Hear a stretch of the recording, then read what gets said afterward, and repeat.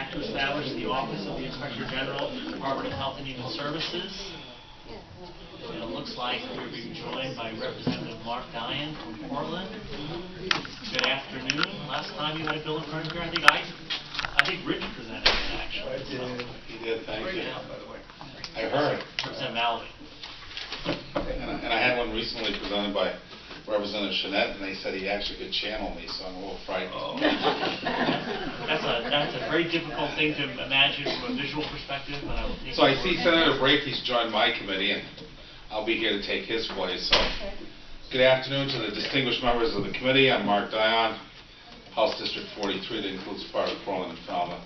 I'm here today to testify in support of LD 1349, an act to establish the Office of the Inspector General in the Department of Health and Human Services. I will begin by stating an obvious expectation, but one that is central to the purpose of this bill: accountability. That performance standard is key to maintaining public trust in how our government discharges the responsibilities granted to it by the citizens of the state. Public trust and a respect for the integrity of government programs can only be sustained if this committee and the legislature as a whole can be assured that the information describing the performance of our agencies is reliable, objective, and transparent. More importantly, that information, if it is to be credible, must be advanced without even a presumption of partisan influence. Facts gathered in this manner serve to promote effective policy making by lawmakers. That standard also holds true in assessing the transaction involving those individuals or entities that receive or are compensated as a consequence of the financial benefits that flow from these government programs.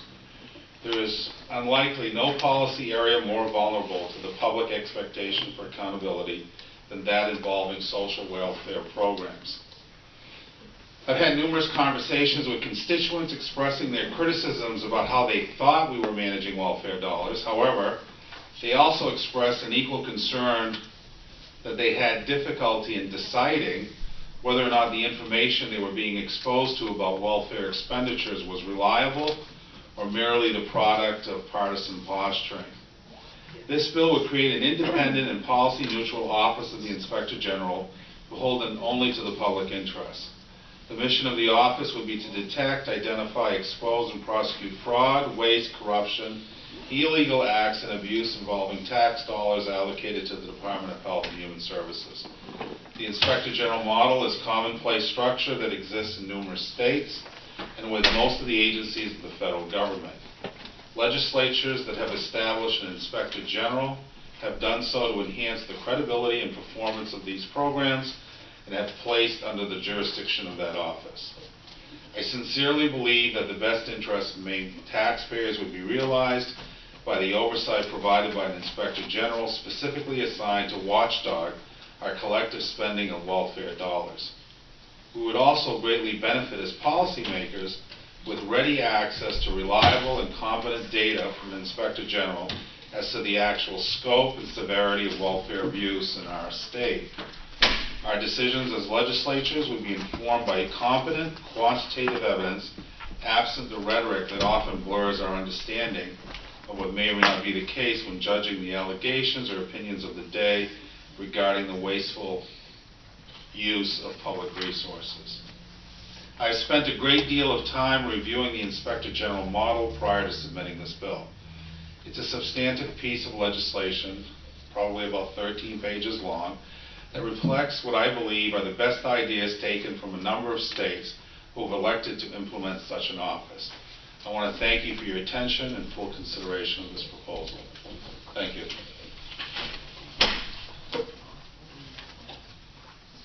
Any questions for Representative Dion? Representative Basham. How many states have Inspector Generals? Last count, there are well over 20. Most of them, the two that I focused on, if it'll help your research, Representative, was Illinois and Michigan. I thought they were doing great work, and by accident doing the research, I ran across a friend that I hadn't seen in over 25 years who was actually involved in welfare benefits investigations in Cook County. So I got some idea not only of the policy from the statutes and from reading the media reports of their performance, but also some on-the-ground observations. So when you're getting in, you're looking at the fraud, waste, and abuse within the department, and then are you looking at it out within the usage and consumer end user fraud, waste, and abuse? Both.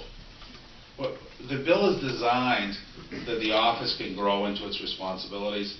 My testimony today was focused on managing the data and performance and the transactions that are occurring out in the field surrounding welfare. And they would have the ability to investigate that and seek prosecution for those who are illegally consuming those dollars, whether it's the individual beneficiary or a vendor that's involved in servicing welfare clients. So it's both entities and individuals. I'd be curious to see one of the models that you looked at. I just have one. There's no fiscal note on it. It's a what? There's no fiscal note on it. Oh, I can't speak to that.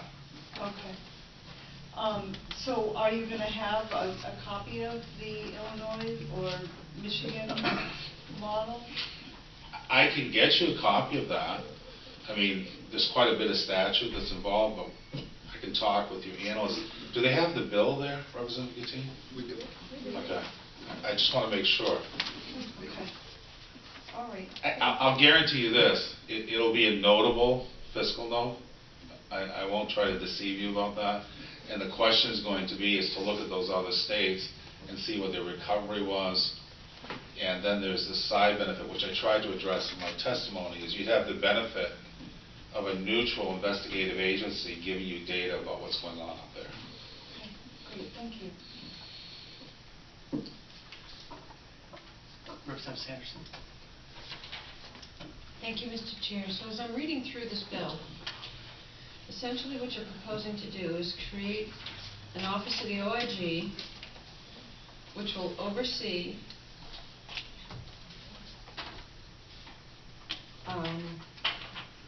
all departments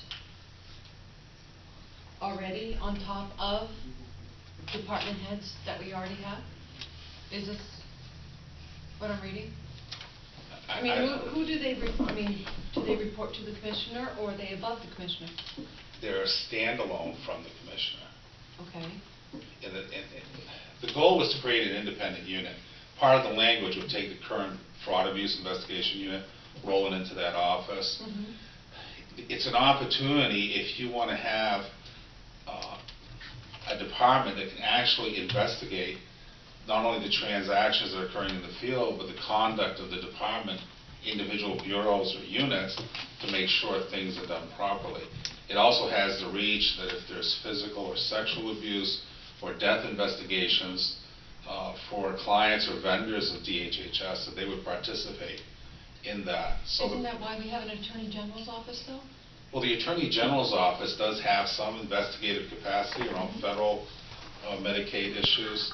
This is broader, but at the same time, the Attorney General is not going to deploy field staff to investigate welfare transactions out in the field. They're not going to do that. But again, then we'd also have department personnel who would be brought in to do any investigations of suspected mental abuse, physical abuse, sexual abuse. I mean, that's their job. So are we creating another bureau on top of a bureau to redo what we already are doing, or to make sure that what the employee and places and personnel that we already have in place are we creating double oversight here? Well, I don't think you're creating double oversight. I mean, there's going to be some pieces of DHHS that probably should be incorporated into the OIG. That makes sense. What you're achieving is a neutral third party within the DHHS to provide you data and to do investigations where it should. The person would be appointed by the executive, but they would have the independence to conduct those investigations.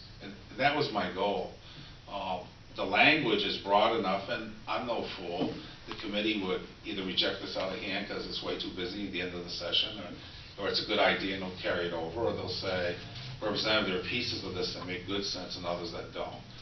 But I think in those states and agencies that have an OIG, it's the one place that general government can go to get good data and to get an independent audit. It's kind of like police departments. Either they have an internal affairs or they don't. And those that do are able to provide quality assurance data about the performance. I headed up an internal affairs unit, and I know it gave the executive more credibility when it said it held its operations accountable. Okay, and just one last question, Sure. because I'm trying to understand exactly how broad you're trying to go here. I know we are subject on some certain levels to federal OIG. Is this encompass where federal OIG does not, or is it overlap? Well, I would hope that it overlaps and interfaces. If we have a relationship with the federal OIG, they only do so in terms of federal issue. But some of those get replicated as state issues. Here's a perfect example. There's a federal DEA and there's a Maine DEA. They're still chasing the same drugs, but given which court and what the evidence looks like will determine how much integration of their efforts or not. And that would be the same case if there was a state OIG with the federal OIG. Thank you. Thank you. Any other questions for President Dion?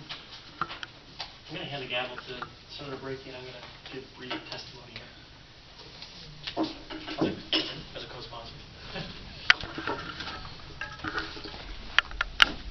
All right.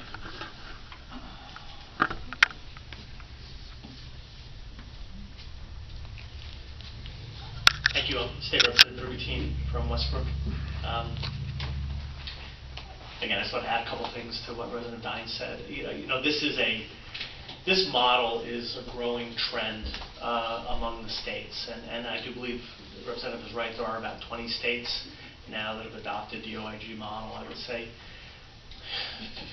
17, 18 years ago when I got involved in fraud, waste, and abuse on the Medicaid side, there was probably only about half a dozen. And I had a bill in front of this committee several weeks ago that created this, again, required this creation of this comprehensive report that would come back to us. This is really kind of aligned with that idea.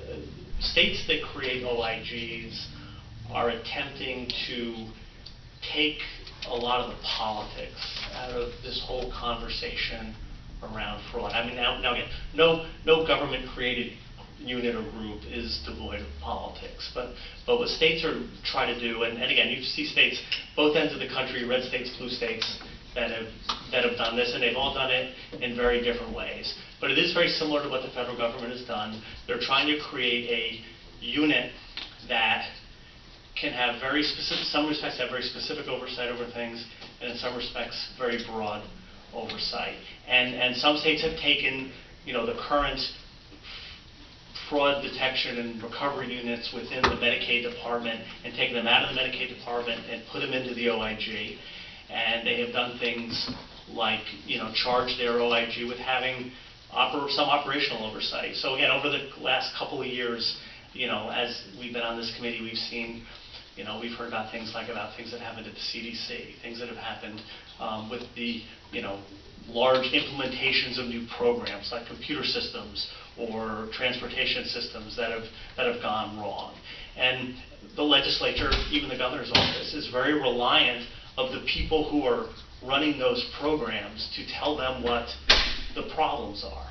And this is really, in that respect, an effort to have an independent group looking at this. And I mean, again, I think this idea is worthy of a serious look by us. I don't know if time has come or not, but again, I just wanted to share that this is an area where it is a trend.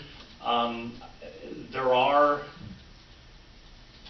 states like Texas and New York. I mean, they do detailed annual reports, so we can bring back to the work session something that's maybe a little bit more concrete that shows us what these groups do.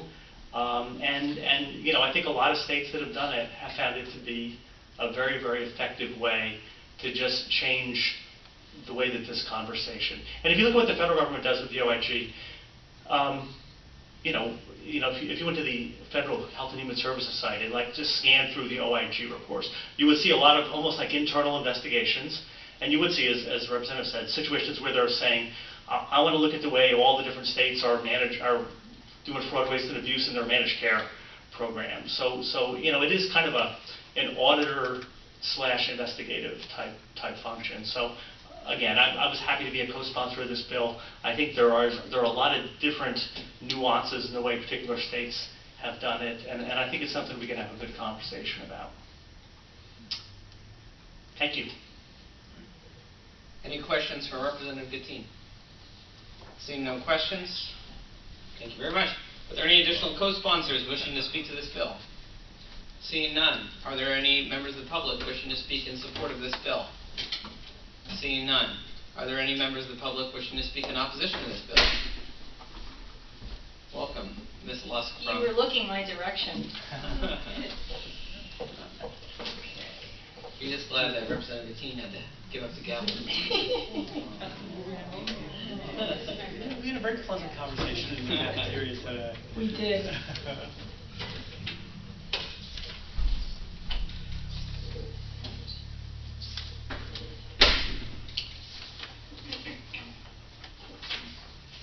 I'll steal that if I don't move it. Senator Brakey, Representative Gattin, and members of the committee, I am the Governor's Senior Health Policy Advisor, Holly Lusk. I'm here today to testify in opposition to LD 1349.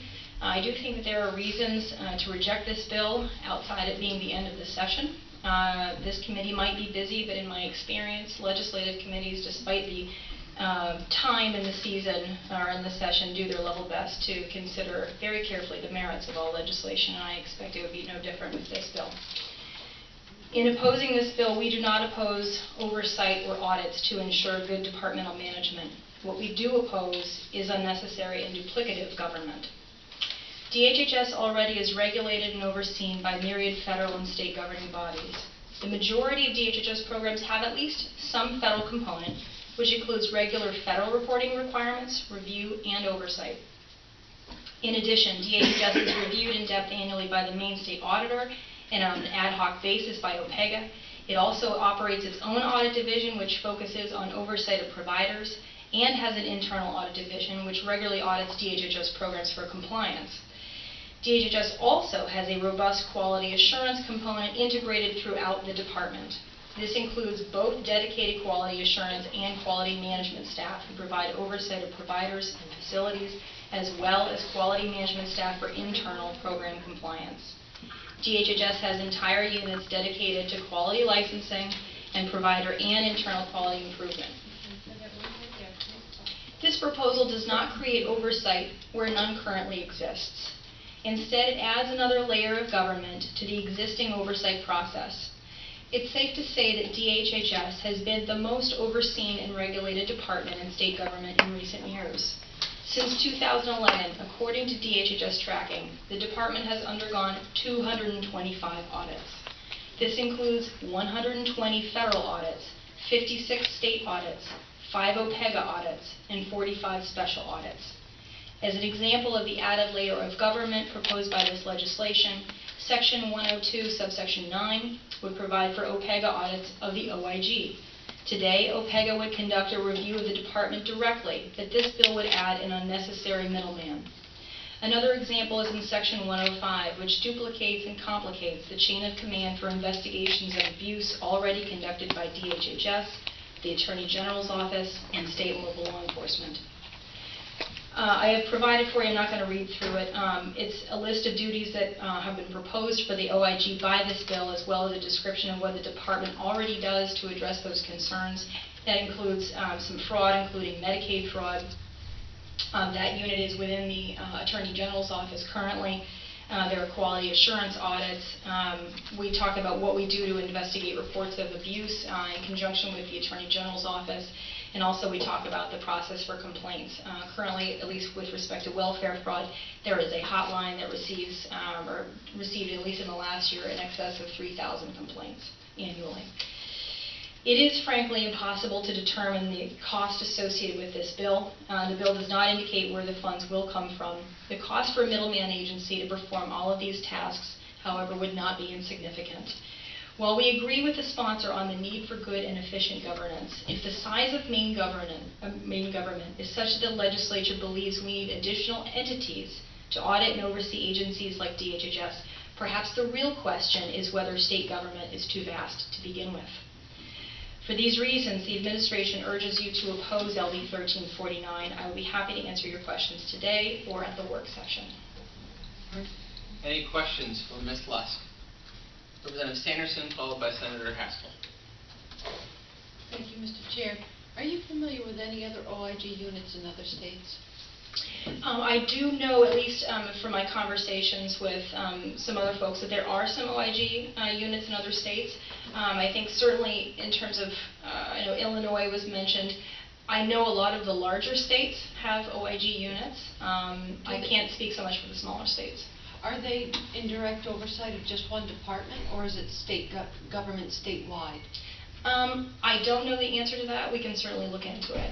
But as you know, at least with this bill, it would just be over DHHS as I understand it. Thank you. Senator Haskell.